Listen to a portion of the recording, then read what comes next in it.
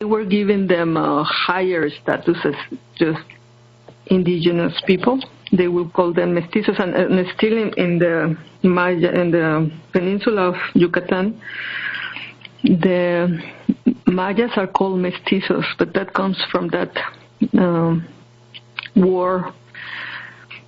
And of the caste. They were telling me when I was going into to a town called Xoquén, that's near Valladolid in the Yucatan Peninsula.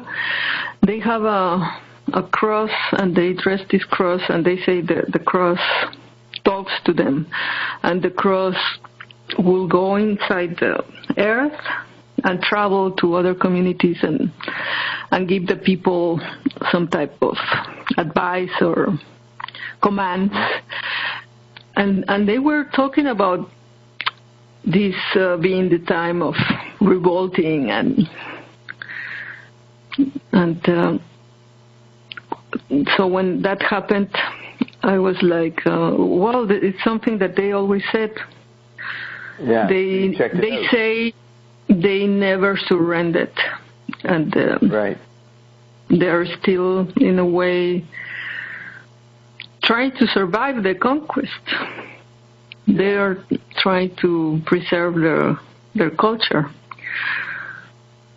And this is many the same people time think when you were doing the anthropology. It's the same time you were doing the anthropology with the tribe, and they thought you were really out of it and not informed, right? This is the same. John, the junket, the same period. Yes, yeah, because I was trying to be the nun again, and I was trying to help people, and somehow there was a project to produce things that could be more commercial for tourists, right. For example, using the embroideries for decoration or garments that are not the traditional garment. Right. It's called huipil, but like more modern type of garments. And I thought maybe I could teach the people how to make patterns and how to produce this type of things that... Did you get the opportunity to do it? Yes, but at the end, I saw it was not an effective way of helping the people because, for example, when you have these traditional crafts, they have days, for example, when they cannot embroider. They have different type of rituals. And for example, if I had an order and some people wanted to have 20 of these things with this motif, and they will do all the 20 but different. And I thought that was amazing that they were so creative and they could do 20 things that were different. But the people that ordered the thing could not understand that this is not industrial production, this is a craft, and they would say, no, I want it all the 20 the same. And it's hard to work with traditional crafts because they serve another function. They have a ritual function, or it's not only decoration, it's not only a product. And when these traditions die, the craft also dies with that, and trying to save it by creating new commercial products is not the solution. Right. I mean, and it can be even more. McLuhan, the industry wanted homogeneity, visual space. Did not want tactile uniqueness. Yes, and it's right there. It's a fact of the vortex that things evolve, and you cannot keep people at the same. If they are engaging radio and TV and other medias, they cannot keep doing their old crafts. Crafts. It's like they want to have a bike, they want to go to work in a hotel. And, they don't. Yeah, they want to wear jeans and base caps and T-shirts, and they don't want to. They're altered. They're all embroideries. They're altered. Yeah, they're altered. They're gone. They're They're not Yucatani people anymore. They're something else. Caused by the racial effect. Why will we have to have the right to say you have to keep doing this because this is beautiful and that's your tradition? I mean, it's their choice. They want to do something else, and we cannot. Well, I adapt. You know how I adapt to all these changes? Since I don't know how to do anything, don't want to do anything, I'm always ready for the new dropping of what we were doing and ready to do the new thing because it's something I didn't want to do anyway. So I'm always tuned in to the present, moving them along to where they don't even go to the hotel anymore. Let's not even go to hotel. Yes, and now I understand why there is this conflict between the Creole population, the mixed population, and the indigenous population, because the perception is different, and they go from acoustic, tribal to tactile, to android meme. Yeah. Yes, and their mythic stage. They each have a different tool mix, which I call a mythic stage. The myth of the tools they choose or allow themselves to be influenced by. You know, the famous Trilateral Commission. The famous Trilateral Commission guy, Samuel Huntington, he says it's a war of civilizations. No, it's a war of technical addictions. What level of culture you're identifying with. And the saving grace is the Android meme is changing people all the time. You can't even find out who's being what for very long because they're going on to be changed by something else. So it's constant flux. And these people want to be in the hotel. What they say is right, but everybody is thinking in Mexico. Mexico is the country with the most killed journalists, and any type of opposition is very fast. Right. Put aside and disappeared, and everybody is thinking and saying, how come this guy has been around for so long, and who is he really working for, and what's... And the ones that don't get killed. You're saying the ones that don't get killed are suspicious. And that brings up Bert. Roxy had a sad event this week. The journalist, the guy who had the 40,000 books in Mexico City, who lived near Frida Kahlo and the art world that she hung out into as a kid, and would go to the library and mingle with Garcia Marquez, whatever his name is, who did 100 Years of Solitude, the famous novelist. I don't know what country he's from. Maybe he was Mexican. Colombia, yeah. This journalist who reconnected with Roxy, you would say 30 years later. Just last year she connected with him.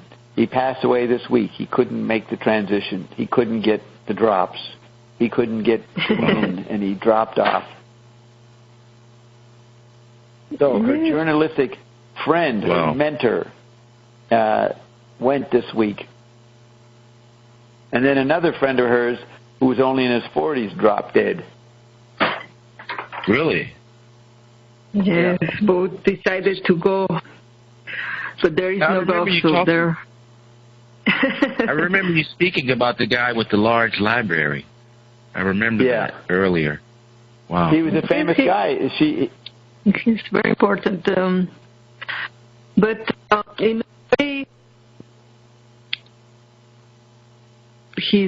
what he was trying to do is obsolete, because that's not a real solution, to criticize the system. And he was doing this type of analysis of everything, of culture, history, and all, but in a very subtle way. He will not get into trouble. He will criticize things and say, this happens in Asia, in this country, that things that are also happening in Mexico, but he will not be that direct. Right. Oh, okay. And okay. So she was reading him. She found him shortly after I was there a year ago. And then she was telling me how she emailed him. She started to read his columns. But with her new knowledge, she could see where he was crimping, where he was compromising, where he was not going to understand what was going on in Bob knowledge. Oh, okay. And we said, yep, he's not long. I said, he's not long for this world. He won't. This crisis in Mexico this past year was so extreme, it's going to kill him. And it did. Because he had to have a public position, but it was impossible. A book. He was a pop, a printing obsolete, print and press obsolete bastard. How do you call him? Oh, POB, print-oriented bastard.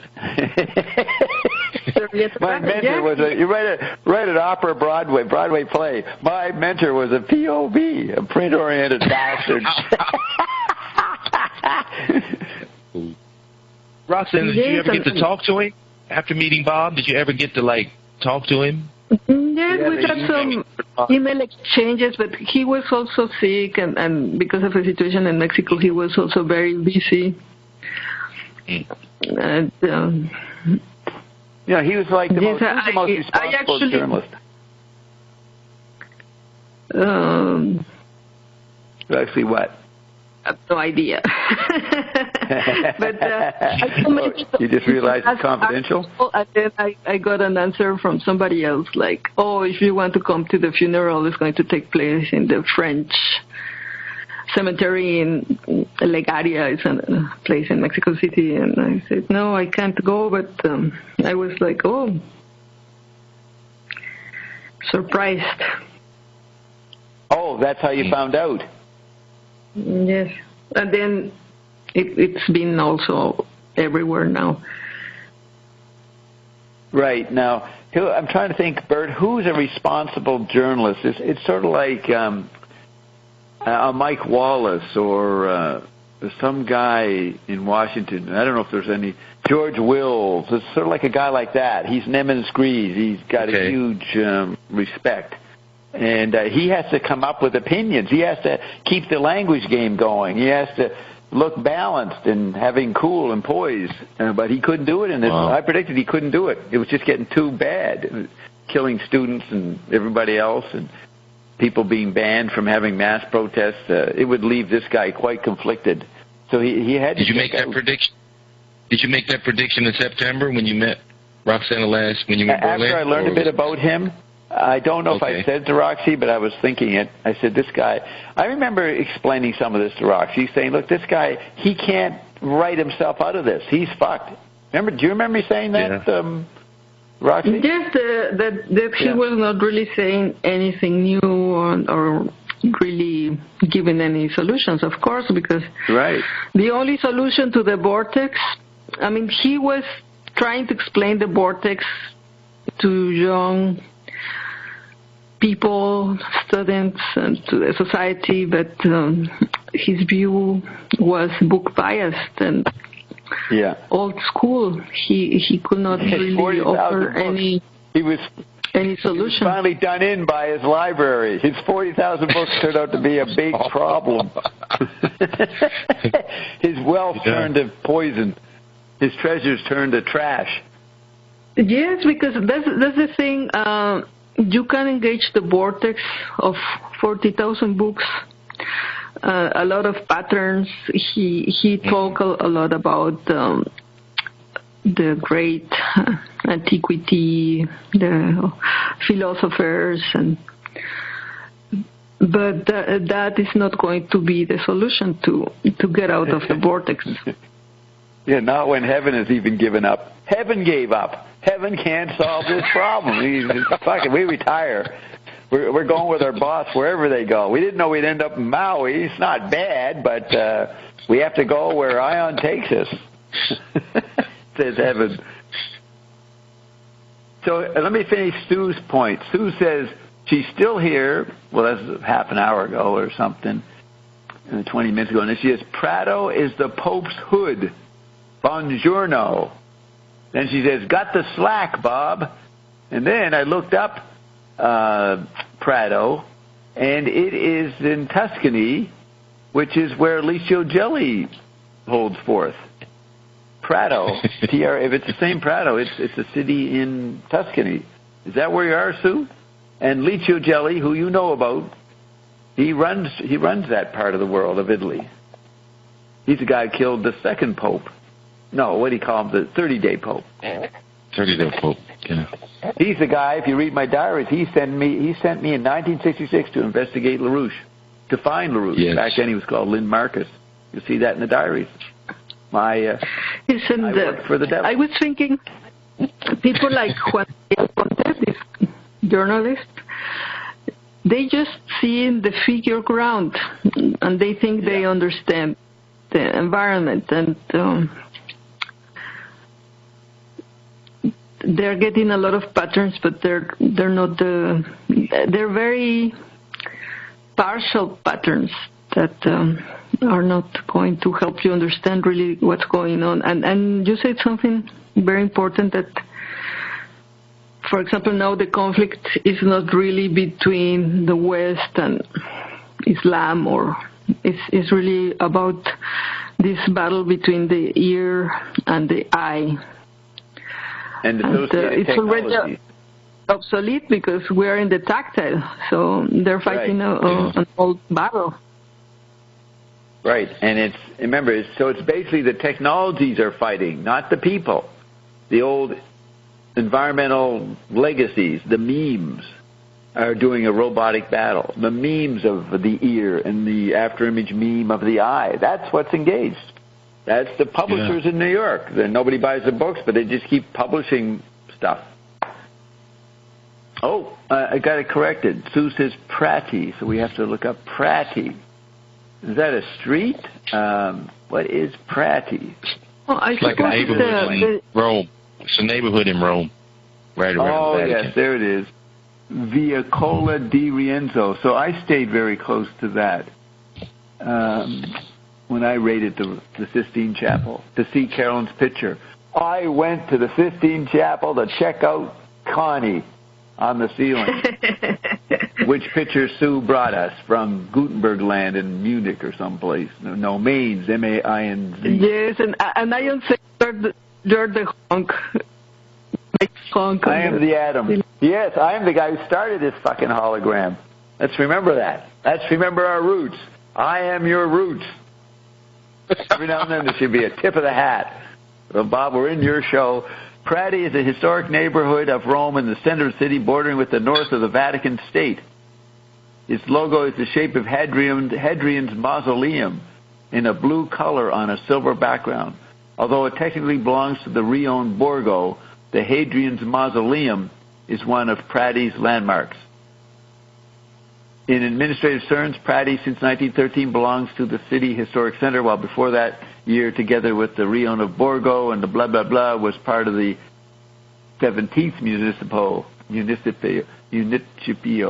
a solidly bourgeois district. Oh, this is written by a communist. A solidly bourgeois district. Prati is one of the wealthiest neighborhoods in Rome. Prati is immediately to the north of the historical city center and to the east and northeast of the Vatican. The busy Via Cola di Rienzo, one of the most famous streets in Rome, is consistently ranked among the most important shopping streets in the city. And that brings us to Walter Benjamin and his project, what was it called, the Sherazade, forget his project. I bought the book, didn't see the movie, therefore I can't remember it. Did you study Walter Benjamin in your Berlin college world there, Roxy? Yes, not as much as Adorno and Habermas, but right. Yeah, I remember reading something. He studied the shopping malls. It was called first of all, his attempt to deal with media art is called The Work of Art in the Age of Mechanical Reproduction, 1936. Everybody who goes to college and takes those kind of Bolshevik courses has to read that essay and ignore McLuhan. The famous thing that he did, studying the Arcades Project, right? The Arcades was Walter Benjamin's final incomplete book about Parisian city life in the 19th century, especially about the covered passages that extended the culture of the Flannery, the idling and people-watching guys, when inclement weather made Flannery infeasible in the boulevards and streets proper. The Arcades Project, in its current form, brings together a massive collection of notes which Benjamin filed together over the course of 13 years, from 1927 to 1940. And if you go on my Facebook page, you will see Ben Watson's partner is an expert on Benjamin. She goes on BBC and talks about him. I don't know if she did a book on him, but she did an essay on him. You can read about the highfalutin. And right there, in this article, timeliness, it said Susan Sontag. Susan Sontag said that in Walter Benjamin's writing, sentences did not originate ordinarily, do not progress into one another, and delineate no obvious line of reasoning, as if each sentence, quote, had to say everything before the inward gaze of total concentration dissolved the subject before his eyes, unquote. A freeze-frame Baroque style of writing and cogitation. His major essays seem to end just in time before they self-destruct. The difficulty of Benjamin's writing style is essential to his philosophical project. So he's trying to do Finnegan's Wake in English or French or whatever he did it. Fascinated by notions of reference and constellation, his goal in later works was to use intertext to reveal aspects of the past that cannot and should not be understood within greater monolithic constructs of historical understanding. Wow, what a guy. And what did he do? He shot himself or killed himself. I don't know. He lied.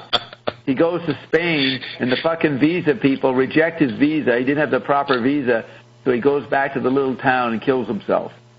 And then the war's over a mere 5 years later. If he just waited it out, he could be here with me on the drops. And he would have been, how old would he have been? Born in 1892. He would have been 122 years old. Look at that. 122 years old. He could have been the magic number if he just stuck it out. But no, he was a P.O.B., and he studied Kafka and Goethe and Baudelaire and Poe and all the Andy McLuhan guys, and it didn't lead him anywhere. He's associated with the Frankfurt School and also maintained formative friendships with thinkers such as playwright Bertolt Brecht and Kabbalah scholar Gershom Scholem. He was also related by law to German political theorist Hannah Arendt.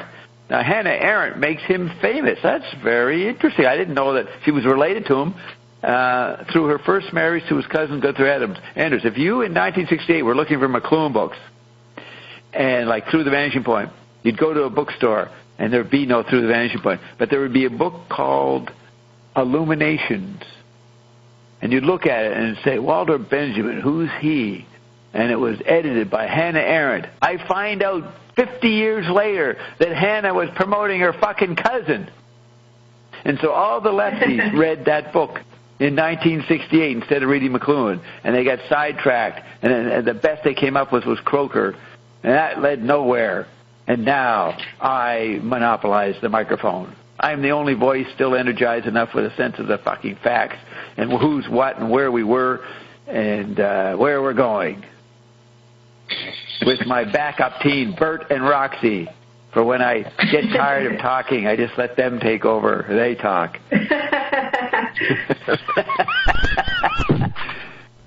I'm looking up her book, Illumination. You should see it in the bookstores. Illumination. Sue Bone probably saw it at the bookstore at Katy University and didn't even look at it. Didn't even know what it meant. Didn't even check it out. The theater course didn't even tell her. Probably didn't even have the book in her library. That's why she didn't know about it. So let's just look up Hannah. I'm going to make sure I'm right here about Illuminations. But that was the lefties. McLuhan had sprung on the world in 65 and 66, and the lefties said, well, we've got to come up with our McLuhan. So they ransacked the old attic, and they came up with Walter Benjamin, the late Walter Benjamin. And they put together his essays, and they called it Illuminations for Gnostic Resonance. All right, so we put in Benjamin, and we'll find the book. Hannah Arendt, Benjamin. Introduction to Illuminations. There it is. Right. It's called Illuminations, Essays and Reflections.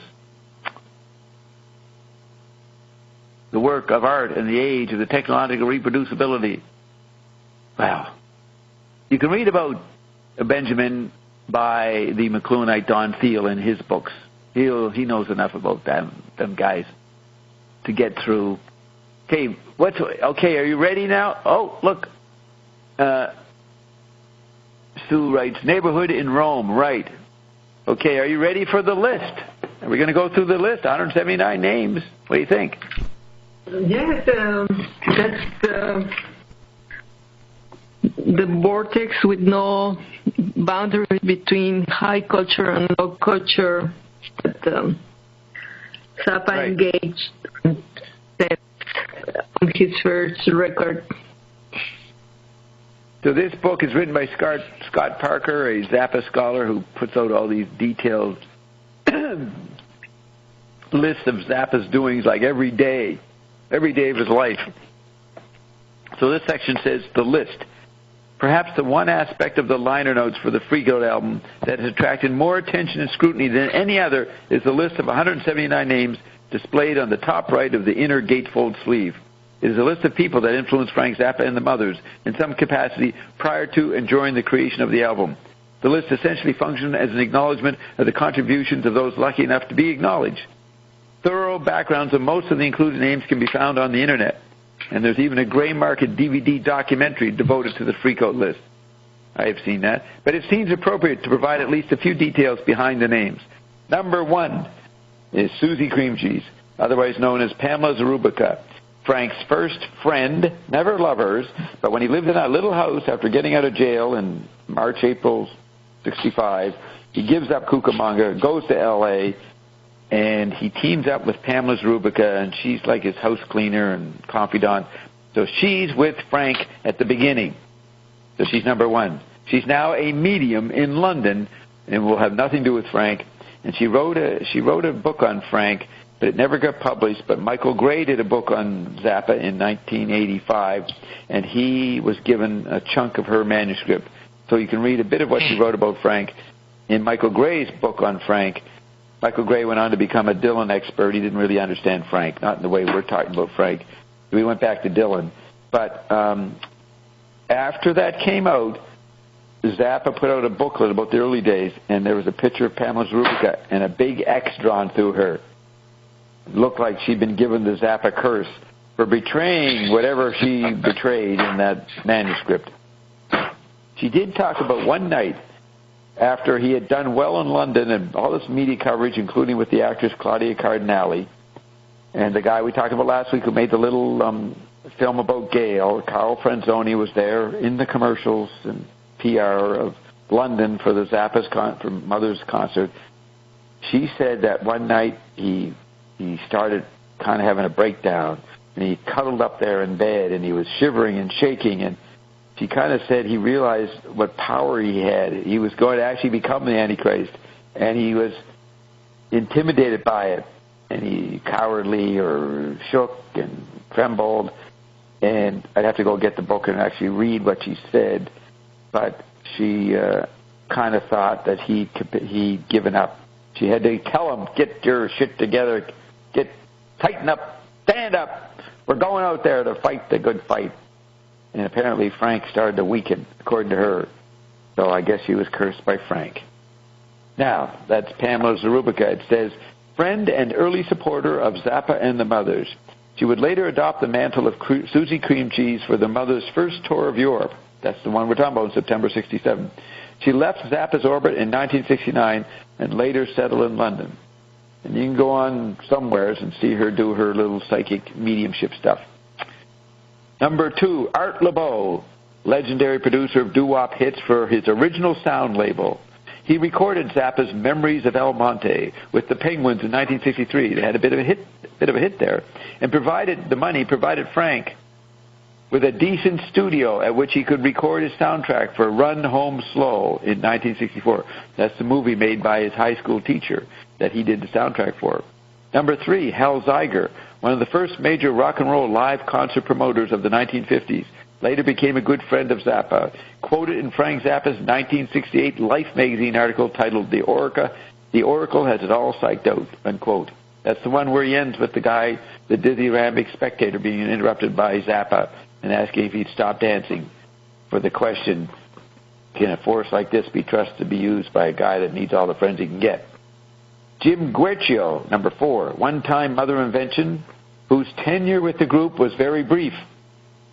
Best known as producer of Blood, Sweat, and Tears and the manager-producer of the horn-driven, chart-topping group Chicago. Jim Guercio went on, I'm adding this part, he went on to become very wealthy, and he produced this movie with Robert Blake, 1973, really good movie. Matter of fact, we should see if they have the fucking beginning of it. What the fuck was it called? I'm taking a break. I'd love to hear the beginning. It's really good.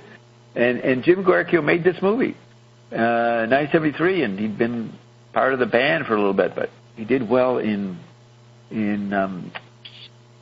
getting into the Hollywood producing scene. So if we go over to YouTube, Electric, that's right, it was the Electric something, Robert Blake, the Electric Blade. Electric Blake. Okay, so you put in Electric, what is that? Electric Glide in Blue.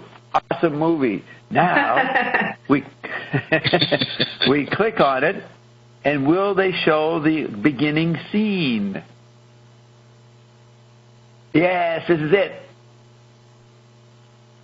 I think this is it. Look, it's 2 minutes and 20 seconds. That's it. You'll know exactly why I love this scene. And can you imagine that? I'm having an epiphany, guys. I saw it in 1973, and I never. That scene was so beautiful because what he's doing, he's Robert Blake. He's this slick cowboy kind of guy, and he's putting on this great suit while listening to the music. He's got a big cigar in his mouth, and he's putting on his cowboy hat, and all his well-pressed clothes are lying on the bed, and he puts delicately, aesthetically puts each piece on, and then he starts to walk out of the house, and he looks down and realizes he forgot to put his pants on. So he's shocked. So what he does is awesome. Now, I saw that 40 years ago. Never would I imagine I'd ever see it again. I mean, I'd have to buy the video by the 90s or something. I just saw something that's been lingering in my brain for 42 years. Yes, it's great that it's a cowboy looking back. We're looking back. Yeah. And the replace is dynamic of going back in the vortex and then going forward again. This YouTube like, is the vortex. In the vortex, yes, it's like there is no time because it goes back and forth at the same time.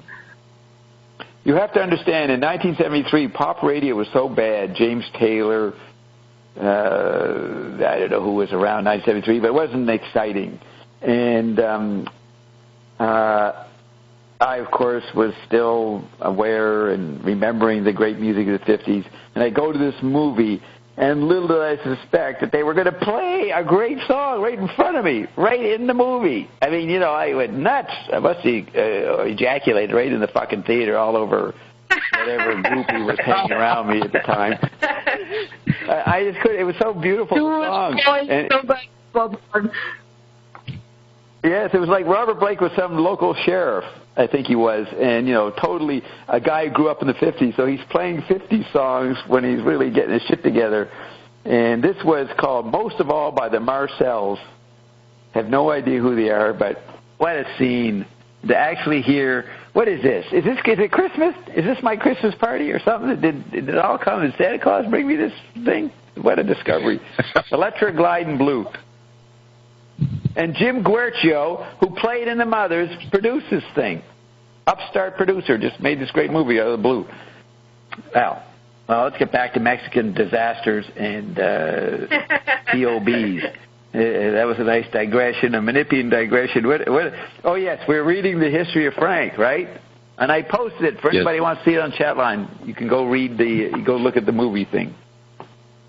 So, Jim Guercio, that triggered we'll talk about retrieval, eh? And we're just reading this Zappa list, and Bob has an epiphany.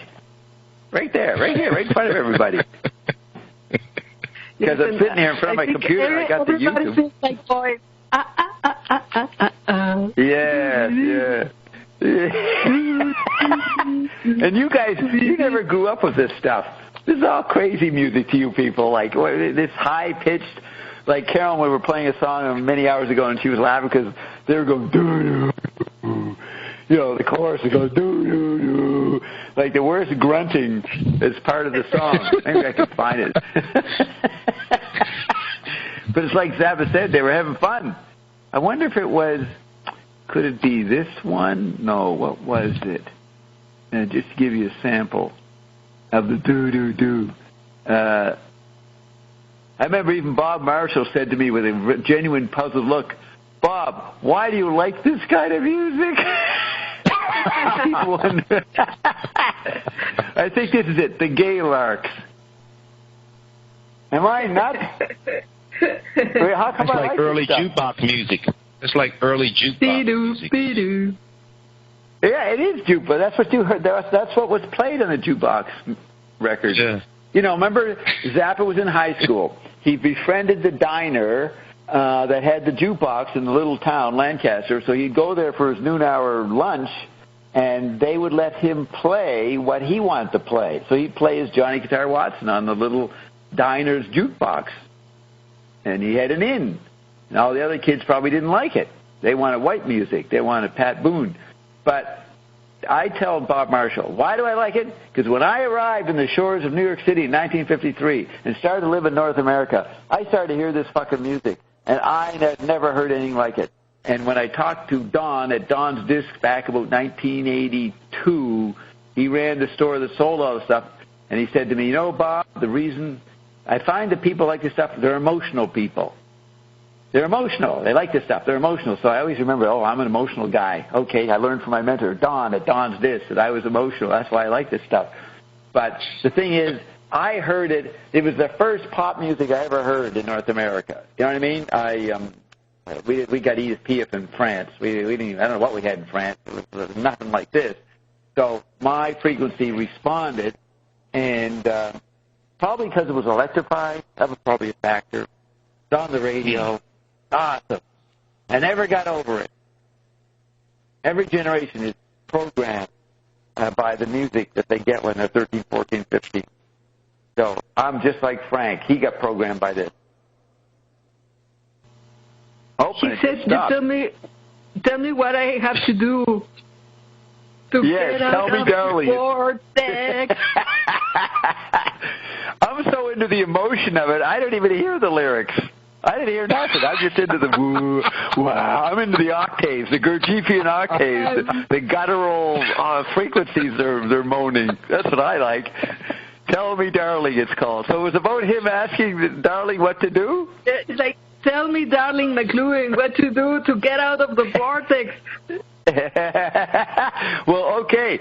Everybody wonders what happened with Ray Wilson, my old buddy, the guy who actually sang with Frankie Lyman and the Teenagers. He subbed in years later when they'd go to oldies. Ray visits here in Maui, remember? And Bobby Richardson, that's the guy that got us in to see James Brown in his final concerts in New York. Well, Ray, after he got back home, he called me and he left a message. He says, Bob, Get the Golden Tones. They do this song called Ocean of Tears. It is awesome. I'd never heard of it. And I went on YouTube, and there it was. Now, that guy's a fucking good singer. Isn't that beautiful? Yeah. and you know, Ray... Darling. They have to use Darling every time. Like, Ian also uses Darling. So does Evan Ray. Remember, Evan used to call her Darling. Yes, darling. We're featuring Bob again tonight. We know we find him hard to understand, but I assure you, if you stick with it, it'll be worth it, darling. So let's go over to our darling friend, Bob Dobbs, for one more useless interview with the incomprehensible. The tape runs out and no interview, and the station's shut down. But this is Ray. His expertise. I mean, he said this song. I mean, whoever heard of the Golden Tones? I never heard of them. And he tells me to get this record, and it is good. The guy is a great singer. And I will ask Sue. Sue, even though your father was a band leader, and I guess you grew up with band records from the swing records from the 30s and 40s in your background, in the ambience of your record player, family record player, what do you think of this doo-wop? Did you ever hear any of this when you were a kid? You're old enough to be around that, sort of. What do you say, Sue? Well, I haven't even. She writes the ridiculous to the sublime, but it just came in. Are you responding to what I just said, or are you talking about the? I guess you're talking about the previous music. The Galarks is ridiculous, and then yes, Golden Toad Sublime. So you're already commenting on it. But you, Stu, what do you think of this music? Is it too much before your time? What do you think? What do you guys actually think of it? Does it sound imbecile? Does it sound childish music? You know, clinking piano, little triplets. No, Bob, I remember hearing that as a child. I remember hearing that music. Really? Your parents played it? Grandparents. Grandparents. Yes. And what did you think of it? I mean, you see him, dancing and enjoying it, so I enjoyed it as well because it was just new. It was, the first type of music that I was exposed to. So, well, that's pretty good. I just the thing is that but you're growing up and you're massaged by a different media mix, in the 70s and 80s. So, what was your favorite music as a teenager? Wow. That's a good question. I was exposed to Jimi Hendrix. I mean, acid rock, Jimi Hendrix, and then also funk. So I really can't say what favorite. George Clinton. Well, that was actually when I was in my late teens. George Clinton. It was late. Right, Funkadelic. Or Parliament. Funkadelic. What Parliament. Funkadelic. Parliament, yeah. Funkadelic. Yes. So that was what would form you. Yeah. I mean, I would say the music I listened to when I was a teenager really ranged. It was all different types, but it wasn't until I was in my late teens and early 20s where I really got into funk music. Because I didn't get into this stuff. No. I was just something I heard my grandparents play. Yes. Right. No. Grandparents. I'd be your great-grandparent.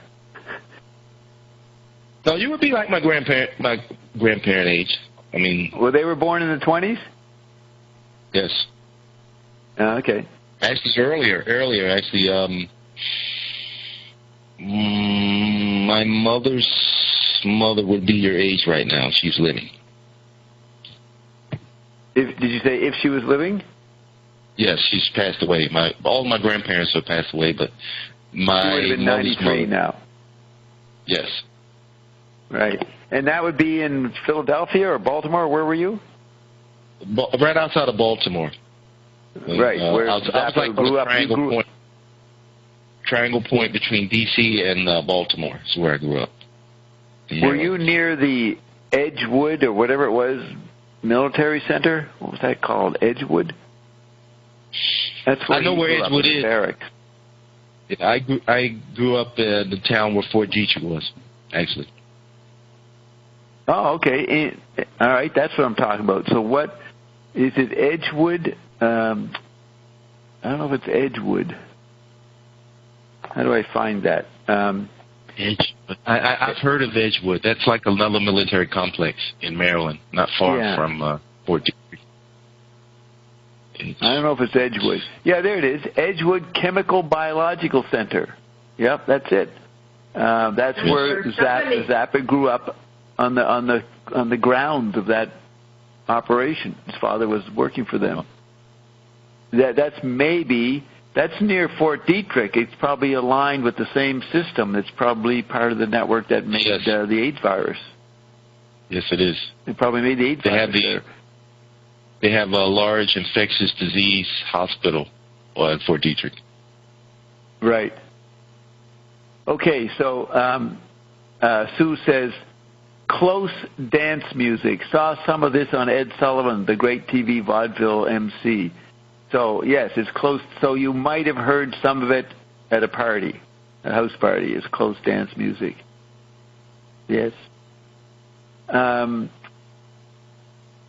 So when I play this, during the shows, I always play a sample of this every week.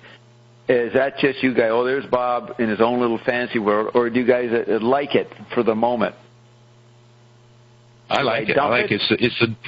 It's a different mix of mood of all your music. No, it's a really. That's why I asked Roxana at the beginning what she thought of your DJ, because you really do a really large cross section of moods, and when you throw that in, that's like at the beginning of my music exposure. Right. So, yes, this is the music for tactile interaction. There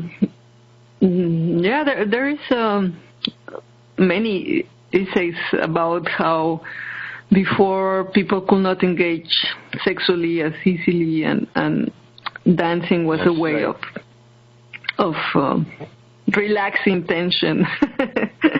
Right. Among proportions. Dynamic symmetry of tension. That's right. Sue says he was the beginning of fixing high and low culture, spinning plates and Elvis. Yeah, she's talking about Ed Sullivan was the beginning of mixing high and low culture, spinning plates and Elvis and Topo Gigio puppets. Yes, I remember Topo Gigio. But that's Ed Sullivan. We're talking about the 50s and the radio. This was music that wasn't allowed to be heard by white kids in 53, 54, 55. Race records. Anyways, you're talking the 60s, so what is your memory of the 50s? Did your father just play big band music? Did he even play music in the house?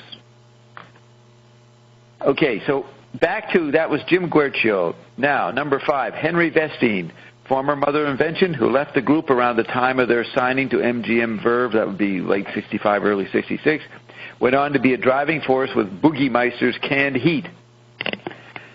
Zappa lived with Henry Vestine when he first came to L.A., and then he moved in with Pamela Zarubica or something in that little house that you can see in the video. Little tiny house. Alice Stewart, number 6, folk blues guitarist and one-time Mother Invention, dismissed from the band by Frank Zappa because she couldn't play Louie Louie. Still an active musician as of this writing.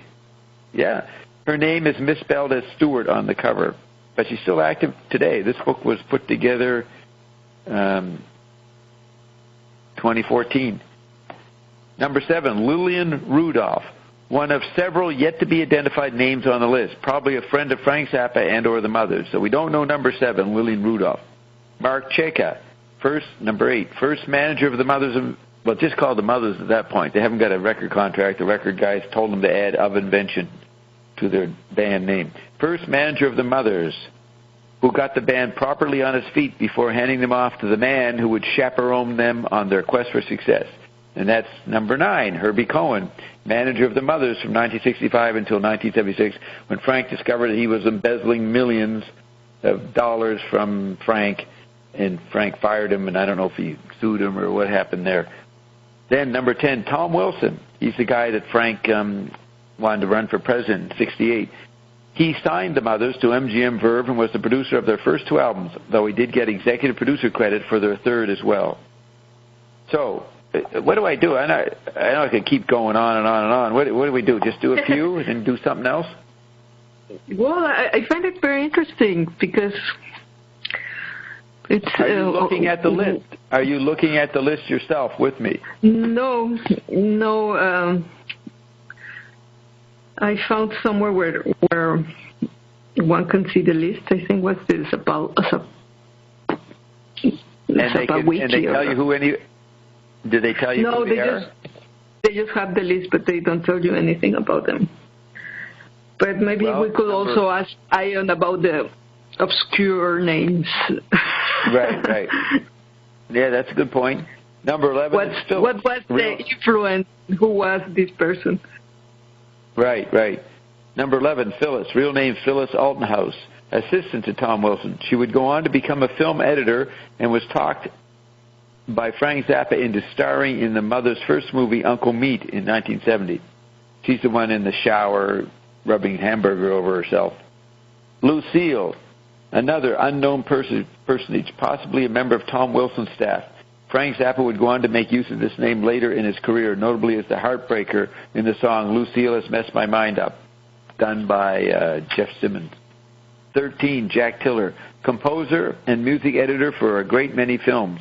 He became a successful author later in life as Jack Kent Tiller, most likely a personal friend of Zappa, though the connection is unknown.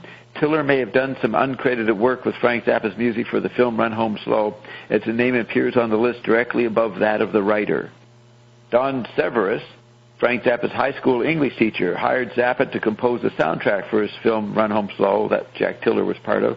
Severus paid the majority of the money owed to Frank Zappa for that work by giving the mothers a place to rehearse for the Freak Out album, rent-free.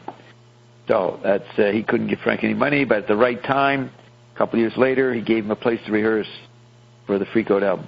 Number 15, Vic Mortensen, drummer who recorded with Zappa at Studio Z in Cucamonga and one-time member of Captain Beefheart's Magic Band. Replaced in that band after he was drafted into the U.S. Army. Terry Kirkman, number 16, musician, attended college with Zappa and played folk music with him at the Meeting Place Coffee House in Claremont around the same time, 1961-62, under the name The Boogeymen. 17, Frankie Lee Sims, blues musician, misspelled as Sims, S-I-M-M-S, on the cover of Freako. Cousin of blues legend Lightning Hopkins, recorded one of Frank Zappa's favorite blues songs, Lucy May Blues. I played that a couple of weeks ago for the Specialty label in 1953. 18, Sonny Boy Williamson, legendary blues musician and major influence on the young Frank Zappa. It is unknown if Zappa is referring specifically to the first, in brackets, John Williamson, or the second Rice Miller, Sonny Boy Williamson, or both. It is also possible that at the time he did not know that two men had worked under the same name. 19, Buddy Guy, another legendary blues musician who remains active at the time of the writing of this book. His guitar playing was an early influence on Zappa. 20, Albert Collins, blues musician, also known as the Iceman and the master of the Telecaster, early influence on Zappa. 21, Little Walter, last of the legendary blues musicians on the list. His career included playing harmonica on records by Tampa Red, Memphis Minnie, and Bo Diddley. Worked extensively with Muddy Waters. Number 22, Maurice Ravel, French composer, wrote one of Zappa's favorite straight in quotes, straight classical works, Bolero, which Zappa would cover on his Broadway the Hard Way tour in 1988. Okay, that's 22. We've done 22.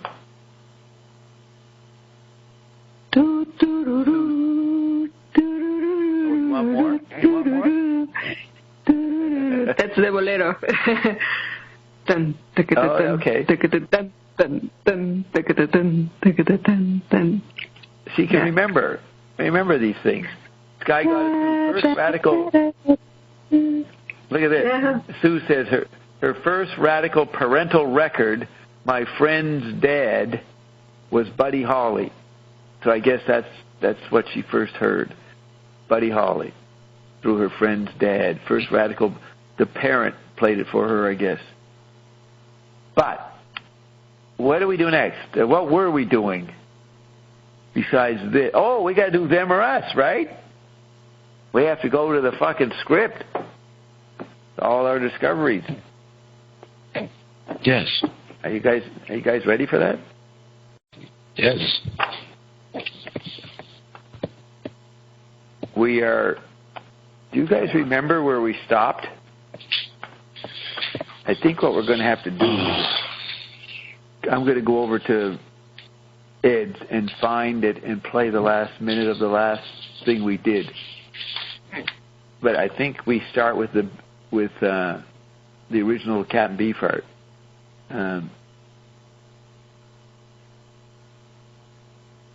What is it? We're going to hear, and we want to listen to Zappa. Okay. It says Mount Etna eruption, December 3rd, 2015 is what he's posted. Okay, yes. Bert, what ideas do you bring to the table before we go into the book, into new stuff? What do you... Just one item. This week, there was an announcement that they're going to release a new edition of Hitler's Mein Kampf. Did you know about that? The scholars. No, I did not know that it was going to happen. Yeah. You know how many hours we've done? first session on the Zappa thing, 7 hours, then 12 hours, then 7 hours, then 6 hours, then 8 hours, then 10 hours. So it comes to 7, 12, 9, 7, 26, 632, 840, 50 hours. We've done 5 hours. So where would I click? Did we finish the Zappa thing with this book? No, we didn't finish the book. You were going to another chapter, I believe. Oh, no, I know we're doing that, but I'm trying to hear... Teaching his religion. How much? He said, the Forcelings, are they around in the... they have the exterior of old Zircon's cave set in a dark, barren landscape of infinite gravel. Old Zircon says, looks like the leeches have ate up every activities. Horse world is coming back. He's pretty excited. Then they get sent up in, what's his name? Who wrote that book? No. You mentioned something he made in 1970. Roxy. Can't remember. Can't even remember what we're talking about. Why am I sitting here talking into the microphone? What am I exploring here? Just kidding. I'm on top of it. Don't worry.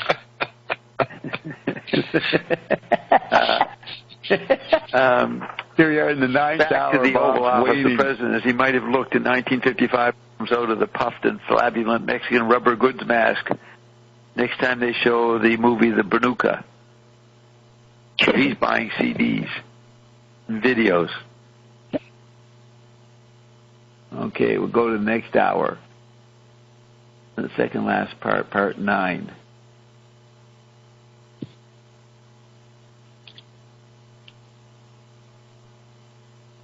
Teaching his religion, he said, remember he was playing off like Zappa does on cliche phrases.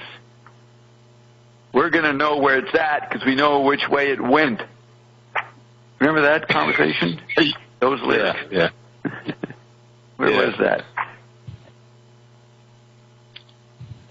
The rest of the people will see it and they'll know the value of what I did.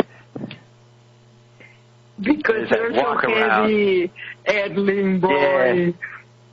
Yes, the wimplings. The Ionettes are wimplings. Cannot even come up with something to ask Ion. Wimplings. Not you two.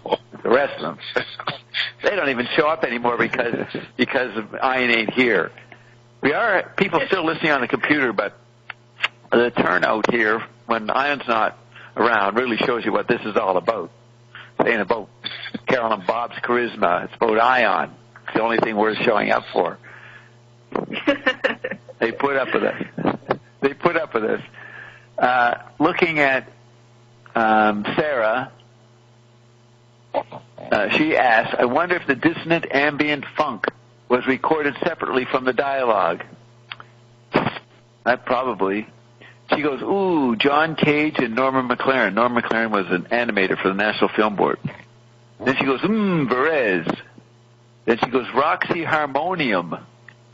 Triad of 4th and 5th. Then she says, Cadence. Then number 125 says, Dirk, did Frank write Boogie Nights? Remember Dirk Diggler? I saw Boogie Nights. Then he says, the Turtles. And put in a couple of new Little Red Car, are all inhabited by slowly aging, very hip young people. No, that's me and Carolyn. Slowly aging, right? Very hip young people. So again, he's making fun of me. Who appear to be casting sinister glances toward Gregory through their glinting, acid burnt out eyeballs, trying to run him off the road or make him bump into something, giving strong evidence of hostile aggression to elude public mortar. Frank just keeps pumping out the data. So I've ticked off here. Joe's saying, this is exciting. I never pluked a tiny chrome-plated machine that looks like a magical pig with marital aids all stuck all over it, such as yourself before. So, back 8 years before, the pig and squat and the sofa were happening. Well, the pig theme comes back with Joe's Garage at the end of the 70s. I have ticked off this. Joe picks up the dummy, flicking bits of cake spew off the side of his mouth. The camera pans left to find Uncle Willie seated at a small control console with cables running across the soundstage floor connected to the rear end of Cyborg. So there's the programming committees. Uncle Willie's got some technical version of it. The lyrics of a song are, blow job, give me that blow job, give me the chromium cob.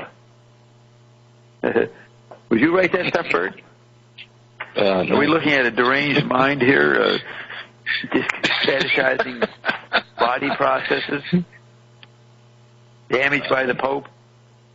Well, he's using shock value for a point.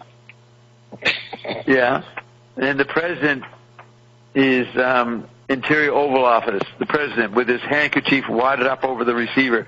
He's attempting to talk in a low voice. Steam rises from a freshly served hot toddy near the jar of jelly beans on the desk. Reagan liked jelly beans. And the president's doing a Wyndham Lewis. He's calling up people randomly. So he says to this anonymous person, your mother sucks cocks in hell.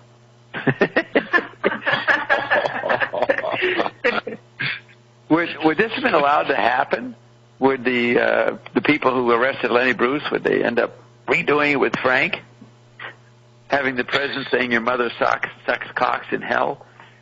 That's all they have, just that. We're just supposed to get a glimpse of the president doing his business. Then they go back to Cyborg's apartment, and one of the characters is, get this, another swipe at me.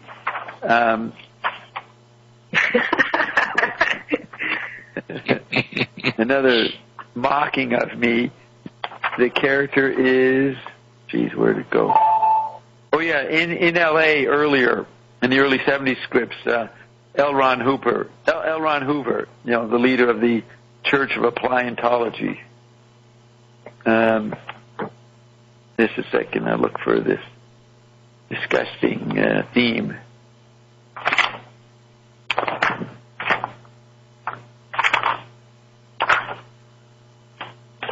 Okay, why is it lost?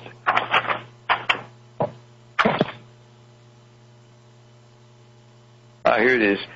Cyborg shares an apartment with a modified gay Bob doll.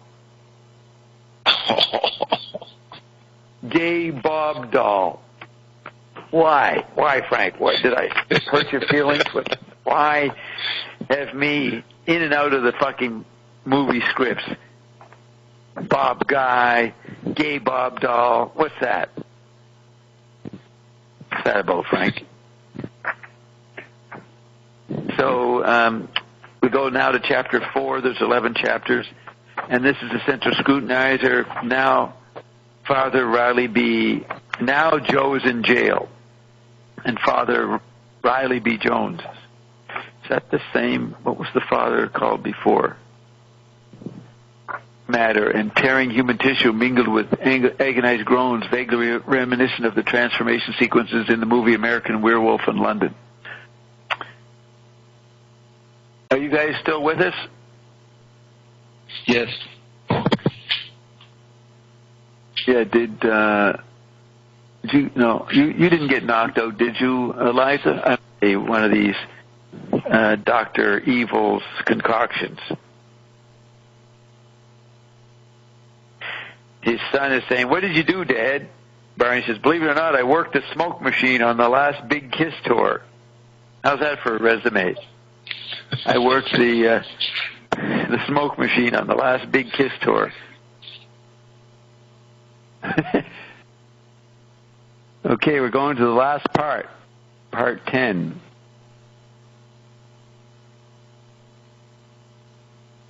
It's interesting hearing it again, eh, Bert?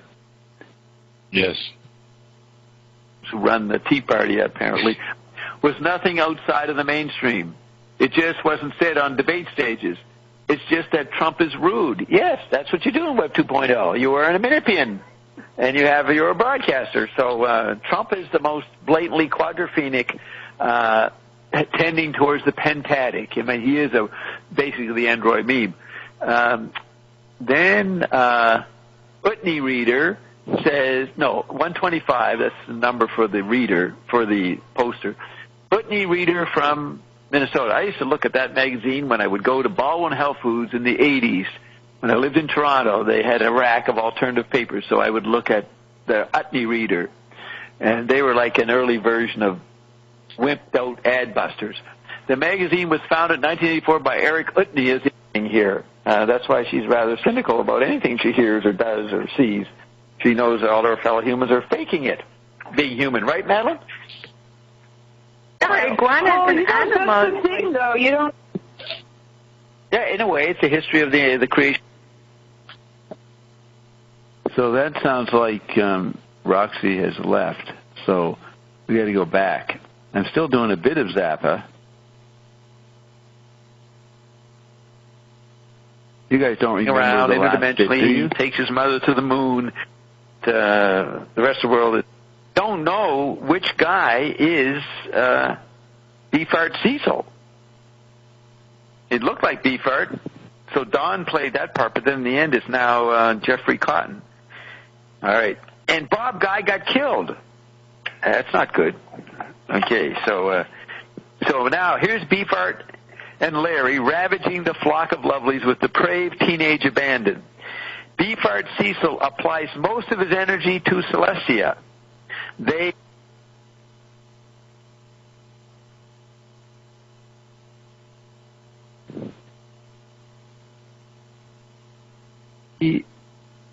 making love. That's right. Now, this is 1969. Frank is writing about Beater's organic robotoids 10 years before Beater goes into it. Remember, President Carter's organic robotoid? All kinds of people are replaced in 79 in the battles between the Bolsheviks and the Rockefellers and the Rothschilds and the Zionists. So here's Frank, 5 years, from 64 to 69. Remember he said in the liner notes to the We're Only for the Money in 67, he said he had some awful premonitions. Right? And the premonitions were going to continue. So Zappa, being the monster man he is, he could see through everything. Everything looked so fake and ridiculous. The hippie counterculture was stupid. The elections were stupid. Everything, and he decided that the machines had taken over. And so the title is Captain Beefheart versus the Grunt People. It's one organic robotoid android meme fighting another part of the android meme. Am I wrong? Isn't this pretty astounding? Yeah, it is. That's another sign of Frank Zappa showing hidden ground. Yes. I mean, it's pretty amazing. And now we're going to get to them or us. What happens in the big book? I wonder, should we take a break and play a song? Yes. You want to hear a Zappa song? Yes. Something funny. I'll play. Okay, did you hear the music in the first couple hours, Roxy? Oh, wait a minute. Sounds like Bob talk. Can you guys hear me? No. Yes. We're... Oh, that's right. And we've actually been able to reproduce ourselves that way for years.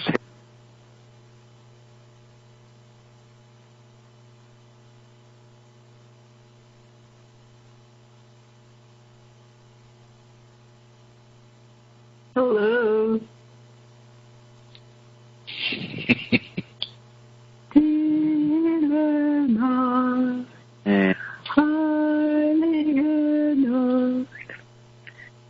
What happened? I dropped out, so I don't know. Why are you replaying all that?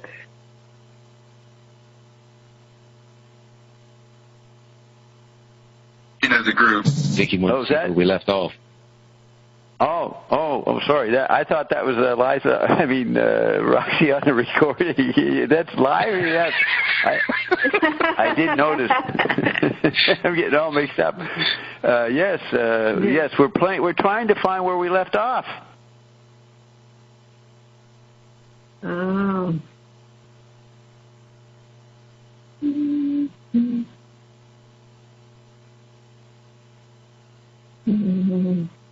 Trying to find the part where we concentrate. I should play that.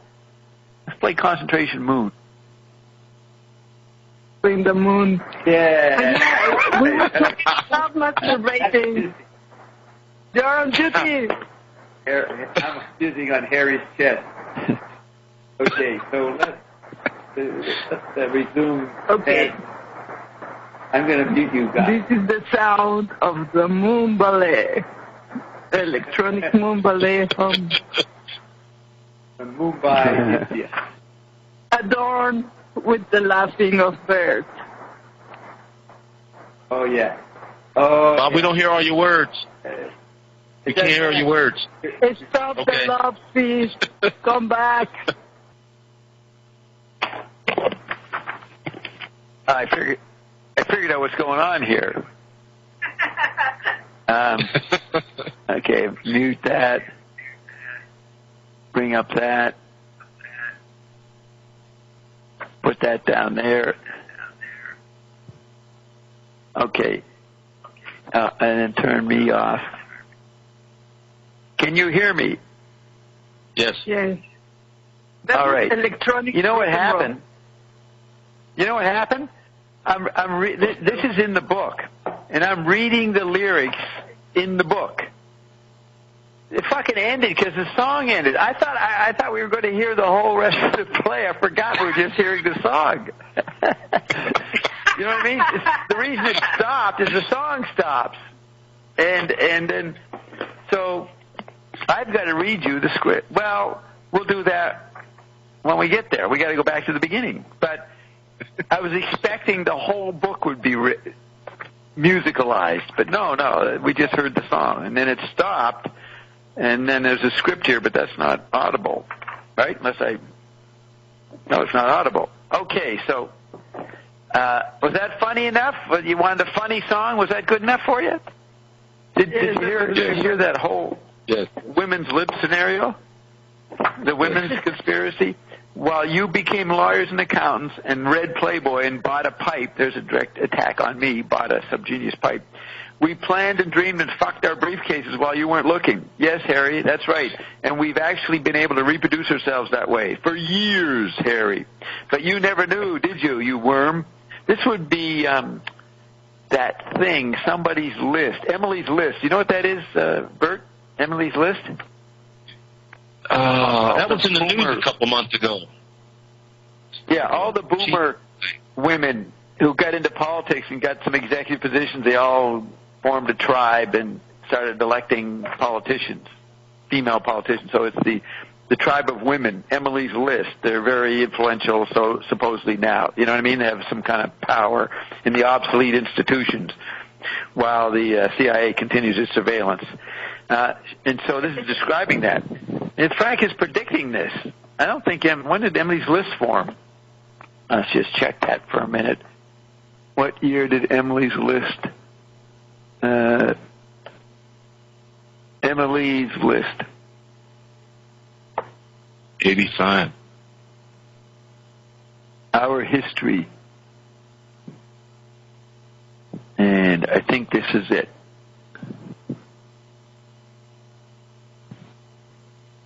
Completion. We are the people who are not you.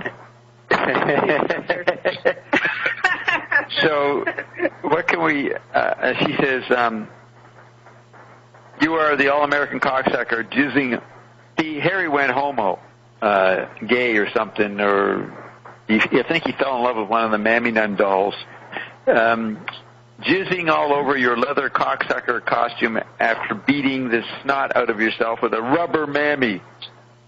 Yeah, he beat the mammy on himself. I simply can't respect you, Harry. You are no good. Go ahead, smell the pen. Go on. I'm wiping it, Harry. There you go. During this, the lights have dimmed, leaving Rhonda in a spotlight. Harry crawls into the spotlight circle and assumes the traditional pose of the RCA dog, the record player dog, begging to sniff the pin. Rhonda moves it higher and higher, torturing him. His nose finally reaches it. Francesco stands nearby, fetishing Abdullah and one of the little mandies. The track for No Not Now is played backwards. The first words are meant to be Harry's reaction to the odor of the writing utensil. Then it says, not really Harry's voice. He says Epsom sauce backwards. Then Thingfish comes in. So hopefully this will be heard.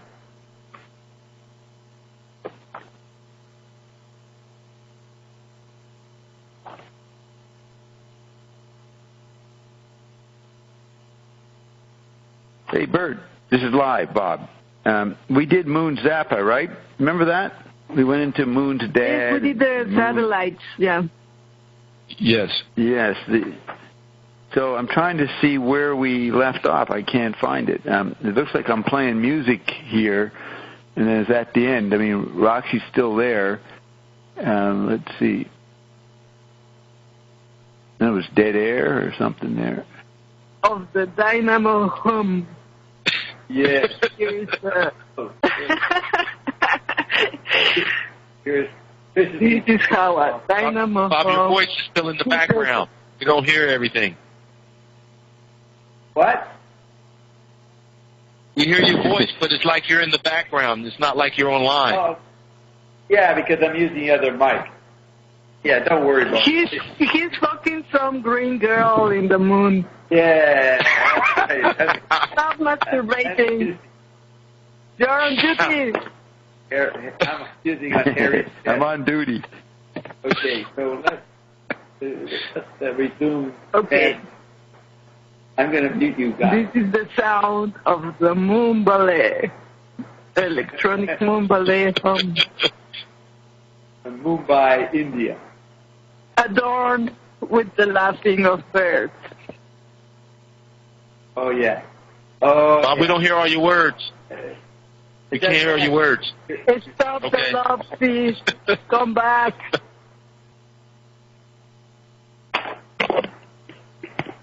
I figured out what's going on here. Yeah. Okay, mute that. Bring up that. Put that down there. Okay. And then turn me off. Can you hear me? Yes. Yes. Yes. All right. Electronic. You know what happened? This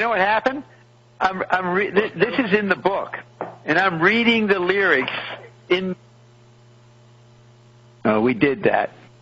So is this the end? Where are we? I don't know. This is a boomerang. Where to pick up? Baby. This is a boomerang page. Isn't it confusing? Isn't it interesting to hear ourselves in the middle of today, December 5th? Eternal playback. So, This is like I don't want to leave Star Trek chapter. Oh no, we're in the past.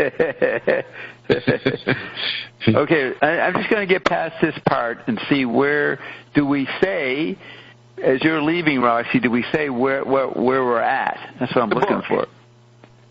It fucking ended because the song ended. I thought we. And then it's Francesco and other important people like the President of the United States, Ronald Reagan. They end the thing. So, what do we do? So we're going. Are you guys ready to hear about Huntington? Are you ready to go to the next script? Yeah. It won't take us long. You're getting the point here that you have a concentration moon. I should play that. Let's play Concentration Moon. That song. Okay, so that would be over here. Album by artist. We're only for the money.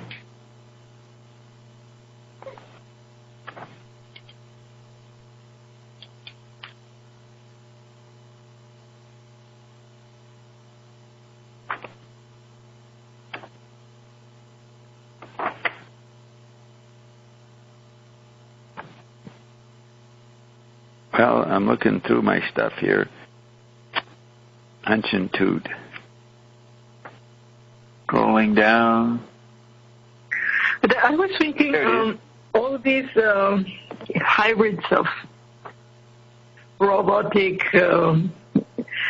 He's actually seeing all the things you're saying about the Android name and all this human-invented technology.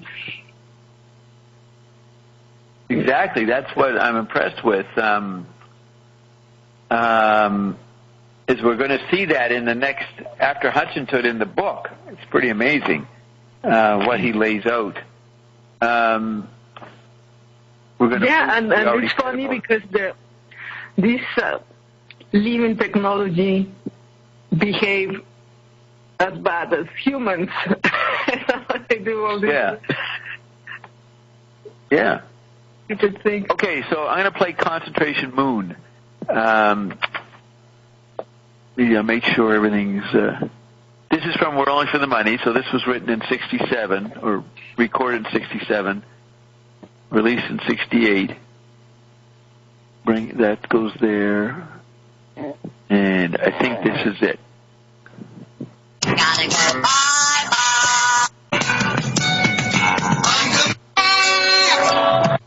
Oh. Oh. I can be heard. What was that last song, Bob? What was that last song with that Fuzz and Wah Wah?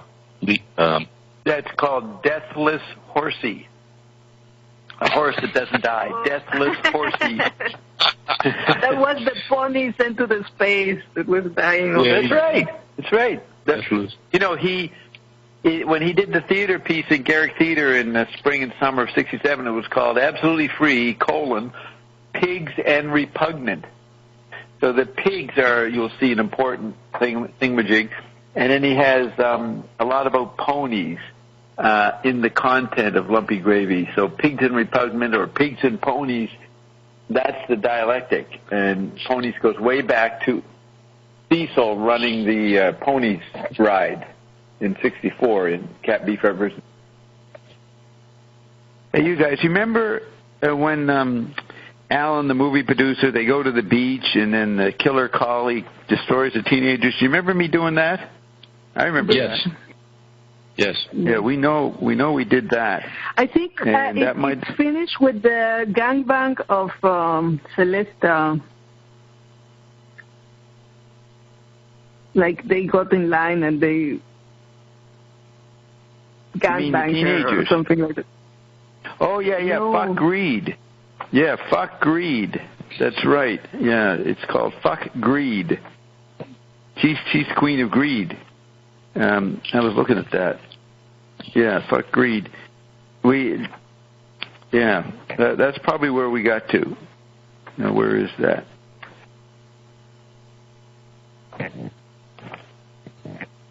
The sign, Fuck Greed. Remember, she was the cosmic queen of greed or something, the queen of cosmic greed.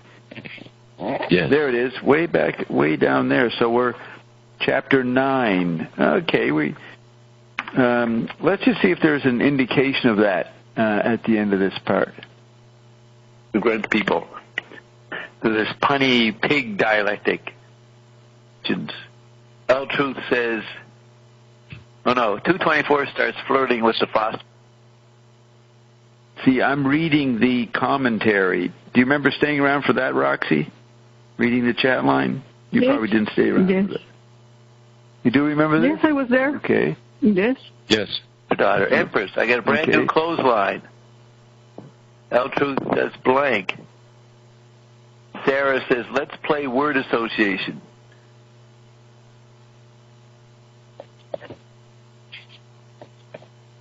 Later for dialogue.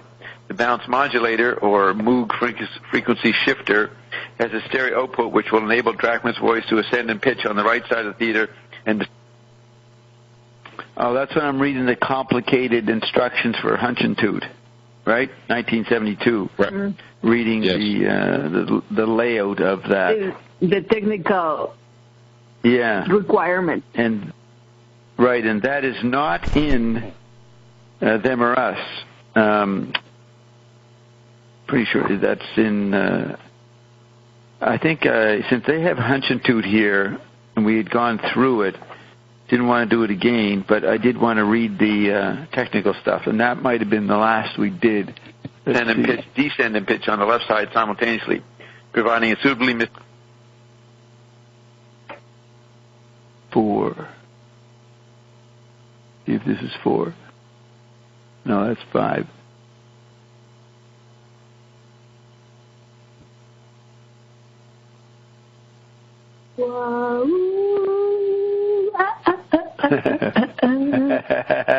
You're infected.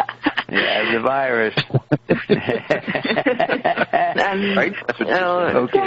Expanding each character with different types of sound processing to third. Okay. Yeah. Yes, it's but you can understand partly what he's talking about here. Yes, I understand everything he's talking about. And I find it very interesting because he's, for example, the Moog synthesizer was we can really see what they thought was like an orchestra sound. Enabling assorted mysterious ethereal effects to be generated in an audience surround mode. What's that word? Ebonics. Ebonics. You can see that the right of the Lord. Let's talk about your psychological. Yeah, what did your parents do to you? What happened when you were in school that traumatized you?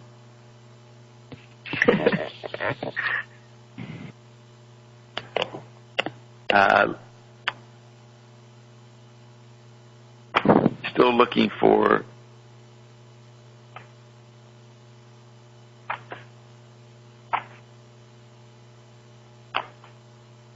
no, I don't say, darling, what's your favorite form of recreation? Dirk, apparently unconcerned with the space girl and the insect, addressing the assembled mutants. So Dirk then addresses his tribe. Well, guys and gals, we did it. We actually did it, didn't we? We sure did, Dirk, said the Forcelings.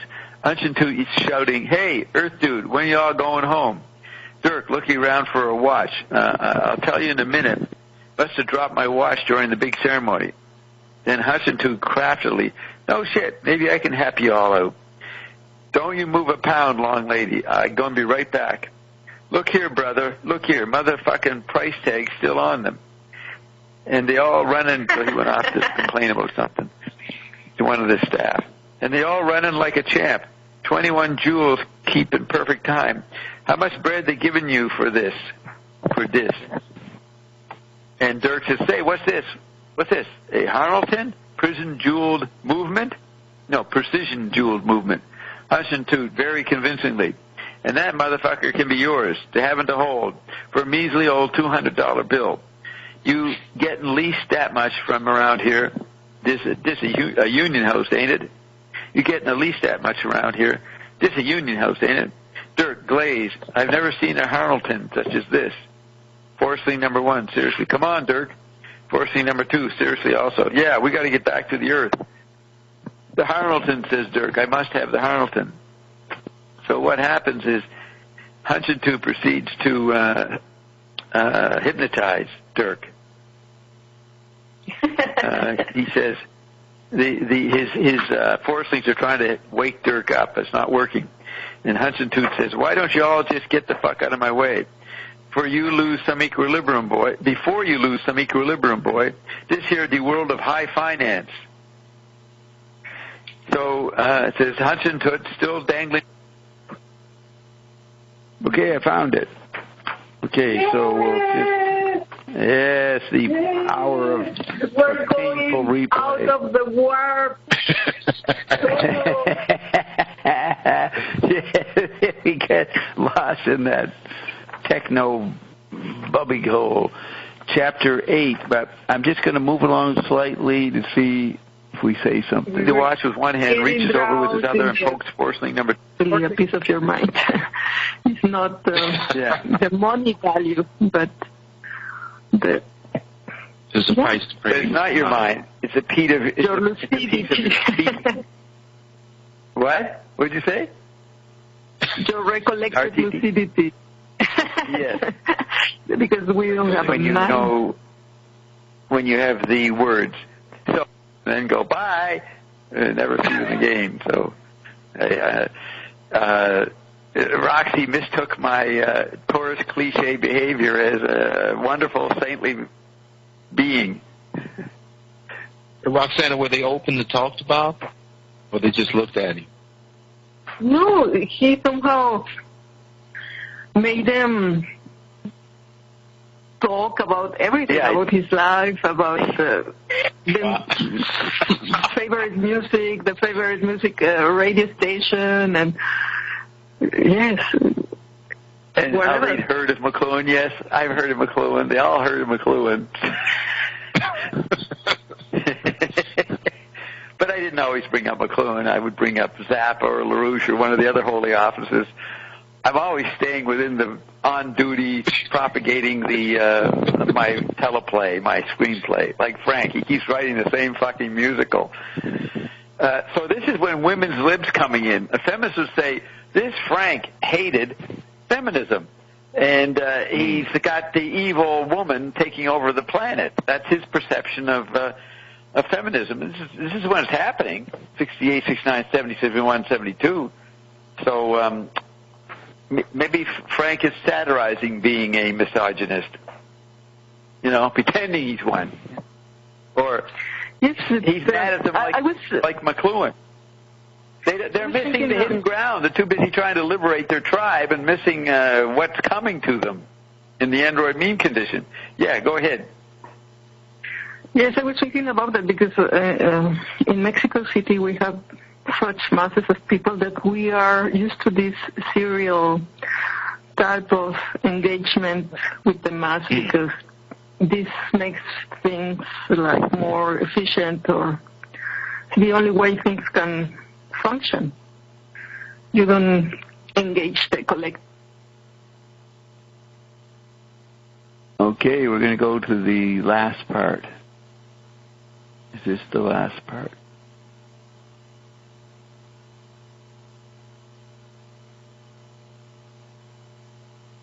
Yes, 500.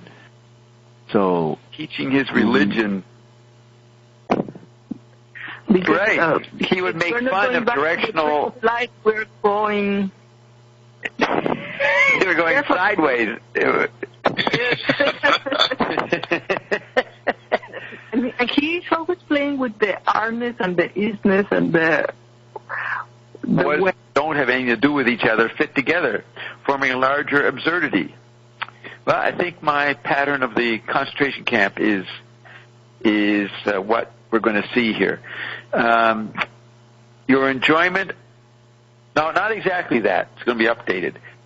It says, your enjoyment of the contents could be enhanced by hearing the music described in the text. The album shown on the back cover contains some of these songs. It's got 4 albums. Francesco Zappa is The Electric Fate. But McLuhan said in 1968 that robots were probably a visual space. The Billy the Mountain story. And Billy the Mountain wants to go on a vacation. Went back and forth from work by it, paid their rent by it, and before long they were even having birthday parties at the office by it. Because now at last, that sucker out of sequence. Somebody that's already been here before might come back. So, with Joe's Garage at the end of the 70s. I have ticked off this. Joe picks up the dummy, flicking bits of cake, a devastating punch which duplicates the angle velocity of the Hertzberg-Bemmelmann Sig High. So the velocity of their Sig High salute is matched by the angle of Zircon's punch. But where was that? There's also a bit about Mr. Bemmelman's, if you were following Hollywood scandals in the 80s. Bemmelman's was a big studio director, and he got caught stealing money or something.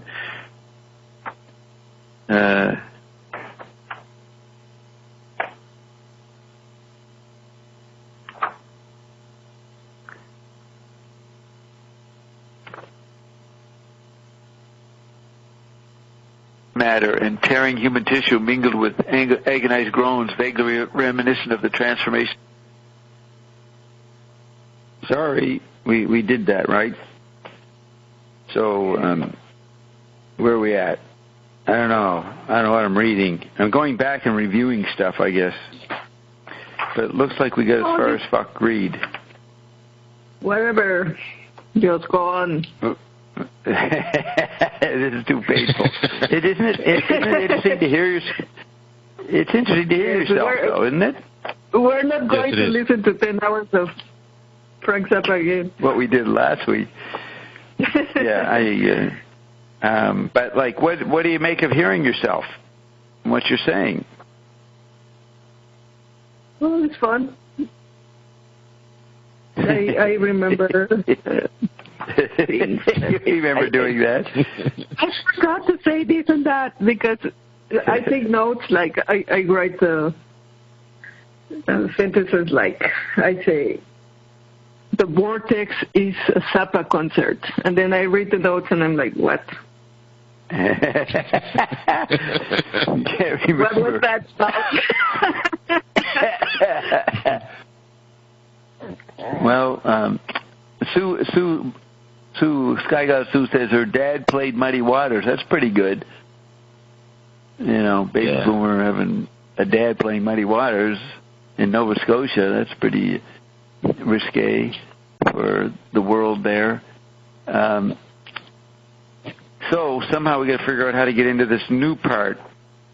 I'm just trying to find Don't We Say Goodbye. So I'm just going to play a little bit. No, I'm not going to get lost. See, do we end it? Can you guess what he does? What is Barney? What? Why would he be the most important showbiz figure in Southern California in the early 80s? Because he's a drug dealer. He supplies the cocaine for everybody. All the executives, all the pluking executives that Frank makes fun of in Cocaine Decisions. So there's a cocaine plague going. So let's go to the last hour, part 6.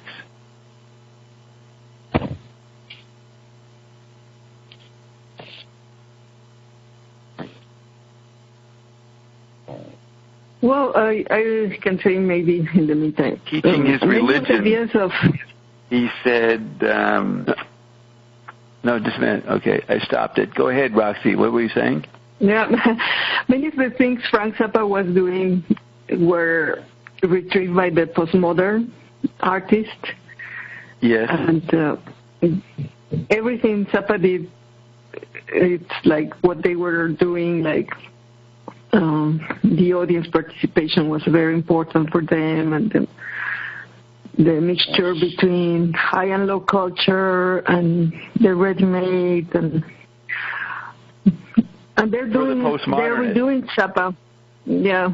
Yes. Yeah. But we are beyond that, and we're now in what you call the paramodern. Yeah, which paramodern. I see as this hybrid between art and science becoming one. It's not only mixing the high and low culture, but mixing art and science. Yes, and it's also mixing the post-information society with whatever after-image of information is happening. There's a larger interaction, like not just art science, it's the andromine itself is fading, and it makes it seem very independent of the chemical body. I just flicked on the last hour, and he has a different code.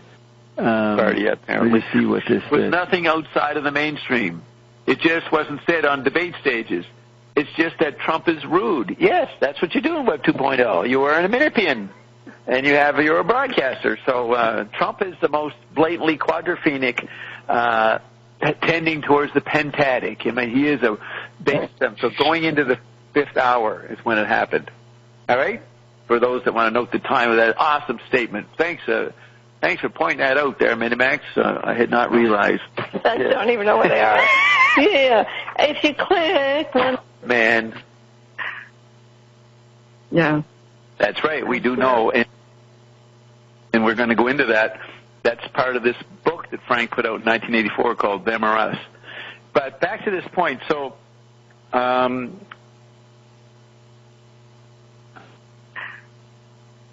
yeah. That's right, we do know, and we're going to go into that. That's part of this book that Frank put out in 1984 called FOUR, Force Lings, FOUR rather than FORCE Lings. Yeah, the members of the force field. Right. Now here's the thing. What we were just listening to from the Freak It album started to be recorded in late 65, early 66. So we're coming up to December 2015. That's 50 years ago. What we just heard was done 50 years ago. Today I was going through the list of the 179 names of Zappa's influences. Yeah. Right. I recognize it. Wonderful way to start by freaking out everybody. Which or abuse the of Android meme support. Mysterious, obscure Italian composer Francesco Zappa. We know your secret. A chanting, and then Ian showed up, and Frank and all the greats were new in their own expressions by default what was coming. But that's a good summation, yes. If Ian did show up, we would have had these, even Moon would have blown up. Moon unit. Okay, so I now have to play the last part, the last hour and a half of rewrite number 41. So you can, guys, well, Bert won't be here, but if you want to come back later to talk, Roxy will be here. Okay. And remember, sometimes I drop off. Just check. You mean you drop off and sleep, or what? No. Sometimes you ask, are you there? Oh, yes, I have to look at the bottom. Yeah, I have to look at the bottom of the template here. All right, so I'm going to go to, sorry we excluded other people, but this is a special gourmet portion of the program we create with the experts, Bert and Roxy. Oh, They work their ways up from the bottom like Billy Sweeney when he was a janitor in the plant that was shut down in Happy Valley. Yes, they work their ways up from... Bob calls around 2 in the morning and he's like, take your loss of media, page, I don't know what. And he's talking about and cine jockey and I don't know what. And I'm like, okay, yes. Did you say Bob calls you at 2 in the morning? Is that what you said? Yes. And then you were talking about these very complex things in the tetrads, and I'm like, okay, I have to read the book. I don't know why, but then I understood. Oh, okay. Yeah, I brought up the lost media so she realized how great it was. She's been taking it to work all week. Reading at work, there's not much to do at work. So she's studying Tetrad lost media and getting paid for it. Perfect. Yeah, and you did a good intro, Roxy. Your didactic professorial statement of the importance of Zappa and Bob and McLuhan at the beginning 5-6 hours ago was well done. What'd you say, Bert? No, she's done a great job with her musical background and her comment and then interacting with you. It's really a great synopsis of what this is. I'm amazed. And all of that. I'm amazed at this book Bob, of Us and Them, of Them and Us, and how everything... Them or us. Them or us. Yeah. It's a survival yell. It's either them or us. Who's going to make it, But you're amazed at this book, yeah.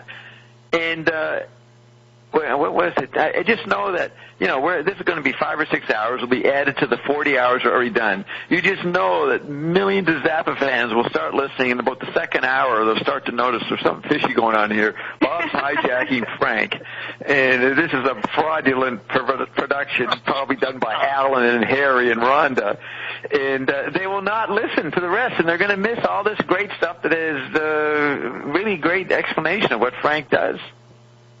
It's so powerful. Half of the people didn't live enough to hear it. Right? They didn't survive to get here. They hear it. Yes, but some will join the Force Links. Yes, they will be new. The ranks will swell by those that deserve knowing about it and understanding. Right. Yes. Now look at Frank. He's holding a green glove on the cover of this. What is my color in the chart? Green. That's his version of Bob. He's holding up this little glove. That's his symbol for me. Beautiful green glove. Yes. What's the quote in the Finnegan's Wake? The hand holding the hand chart? The chart. Yes, that's like page 593, the beginning of the last section. The hand puts forth the chart. Yeah. We can bring that up someday. But, okay, so that's it. I'm going to mute everybody, and we're going to play, what's his name? Who was that guy? Ion. Yeah. Oh, yeah, we like Ion. Yes. Okay, Bert, thanks for contributing. And it ends. So, what do we agree on? We're go after fuck greed? You definitely remember. I mean, Hunch and Toot, we did that, and I caught the part where we were reading this, and it looked like, I think it's a bit different from Hunch and Toot the original Hunch and Toot. This is the Hunch and Toot in Them or Us. Redone. Yes. Toot. So, I guess we got to the end point. So, we're going into Chapter 9. And there are 11 chapters. I think that was a useful meta review, though, to listen to ourselves go on. It might be painful. Bob fell to sleep, and we're going to listen to the whole Payday, or what? Well, in Chapter 9, it says the bagged, remember the neighbors? They got bags on their heads because they all were made ugly in that neighborhood. The bagged neighbors wait in line ready to take their turn. That's to screw cause the queen of greed. Yeah. Almost unnoticed, cash in hand is the alien. So the alien is lining up. So then it says, cut to Hutch and Toot doing Jimmy's blow with wads of hideous dime store rainbow afro clown nap poofing out all over him. Read that again. So Hutch and Toot doing Jimmy's blow. Jimmy was the son of the dealer. With wads of hideous dime store rainbow afro clown nap poofing out all over him. So remember, they turn into clowns. So he's got all this clown stuff. And then it goes to Shemp and Francesco, who we started off the book with many hours ago. Remember, they're from 1770, and they're hanging out here in 1984 in the Broadway land. What? Yes, the magnitudes. The magnitudes. Francesco and the magnitude. Yeah, right. Francesco will go in magnitude and wonderment. He would say that to Shemp? Yes, or not. Now, did we, okay, whatever. Did we? What? Bert. She doesn't want to. Wait. Please go. I think we've made Roxy go schizoid. She said she reached her limit of something. I'm trying. Okay, I guess I should just start reading it. And see where it takes us. So, Shemp says, the first time I came to this place, it was freezing cold, and that would be New York. And there was garbage everywhere. Rats were running by my feet. Everybody looked dangerous. Francesco says, and now the weather's pretty good. The garbage is being made into health food. The rats have... Remember me reading that? The rats have a new video on MTV, and everybody looks like they're scared shitless. You don't remember that? No, but that's very ironic that the garbage is being made into healthy food. Right. Very good point. Are you with us, Bert? Did Bert get knocked off? Let's see. Yeah. Sorry, Bert. You got knocked off, right? Okay. Yes. I'm back. But we're just starting, so it's ironic that the garbage is being made into health food. It's kind of an ironic idea. You heard that. Do you remember doing this, Bert? I remember saying rats were running by our feet. Everybody looked dangerous. It seems familiar to me. So it says everybody looks like they're scared shitless to say what's really on their minds. They are opposed against an obviously fraudulent scenic drop, showing marquee after marquee of safe investment rerun productions. Suddenly is torn apart, revealing through a cheap puff of smoke a curiously proportioned, obviously imaginary theater with its marquee advertising Thingfish, a musical written by Frank Zappa. Shemp cringes. Francesco looks it up in his book. Okay, so they're going to... oh, yes, we come to Frank. This is the second part of Frank. All right, this is important. Remember, Frank was just Moon's dad, right? And he was writing the script as it was going, and he got Jerry and the son, and it all got killed. And Moon is shocked, and then Moon's pissed off that her career is going to be ripped off if he doesn't let Alan live and go to the beach and make the beach movie, the Valley Girl beach movie. Well, that was way back there. So now Francesco says, what? How can this be? So he's looking at the poster for Thingfish on Broadway, which never happened. He does say it's an obviously imaginary theater. So in the play, we're going to an imaginary theater where we're looking at the idea that Thingfish actually makes it to Broadway.